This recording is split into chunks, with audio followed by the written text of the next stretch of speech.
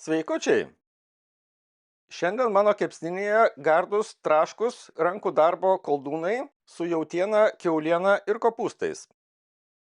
Tokius ar panašius koldūnus galima daryti su savo tešla ir tešla man dažniausiai yra sudėtingiausias dalykas, tai aš tiesiog nusipirkau parduotuviai šaldytus paplotėlius tokius, kurie yra skirti azijietiškų koldūnų gamybai. Įdarui naudoju jautieną, kiaulieną ir truputį jautienos taukų, šiaip galima daryti su kiauliena.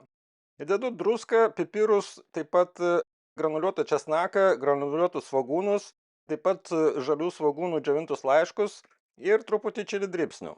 Šiaip, kadangi naudojau gana liesą mėsą, tai reikėtų dėti ko gero žalius svogūnus, tiesiog juos sutarkuoti arba sumalti su ta pačia mėsmale. Būtų sultingesni dar.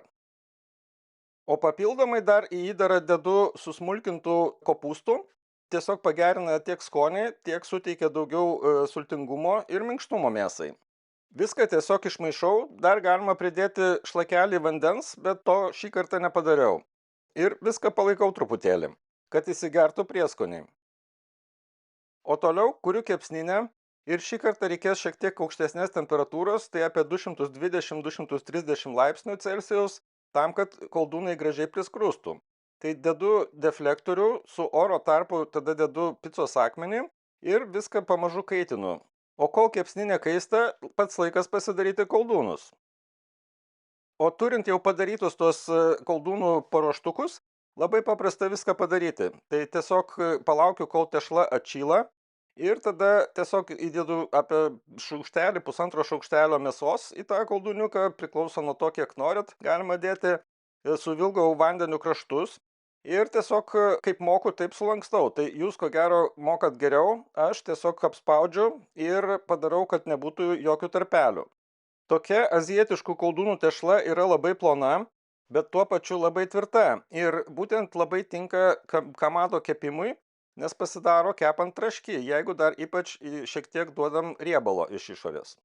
Na ir toliau viską kartojam, kol pasibaigia įdaras ir paplotėliai. Galima tos koldūnus po to dar ir užšaldyti ir pasidaryti kitą kartą.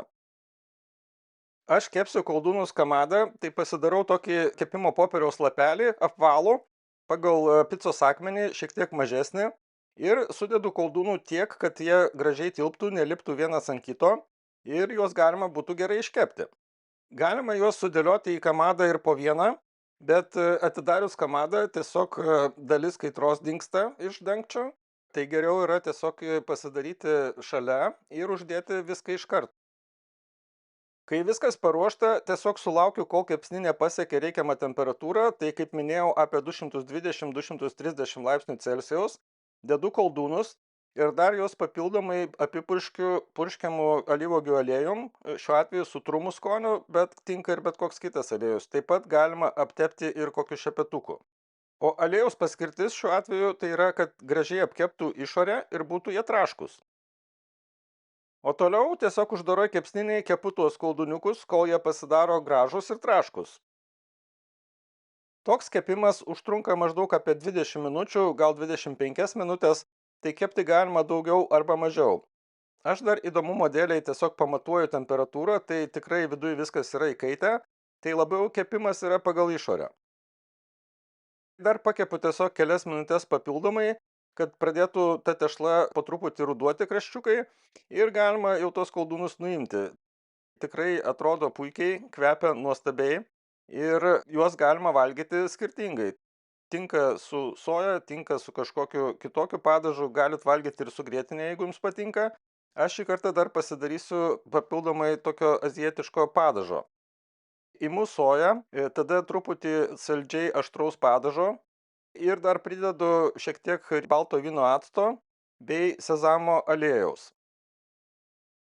Na ir kągi, labai geras rezultatas, įdėjus nedaug pastangų. Tai su ta tešla parduotuvinė tikrai paprasta jos pasidaryti, o į vidų dėti galima ką norit. Galima dėti ir grybus, galima dėti daržoves, žodžiu kiekvienam pagal skonį. Vienintelis dalykas, ką dar pakeiščiau, tai įdėčiau į vidų tiesiog patarkuotų žalių svogūnų. O jeigu visgi tingit tuos koldūnus darytis patys, tai galit nusipirkti jau padarytų ir juos irgi taip pat puikiai išsikepti kamade. skanaus ir iki kito karto.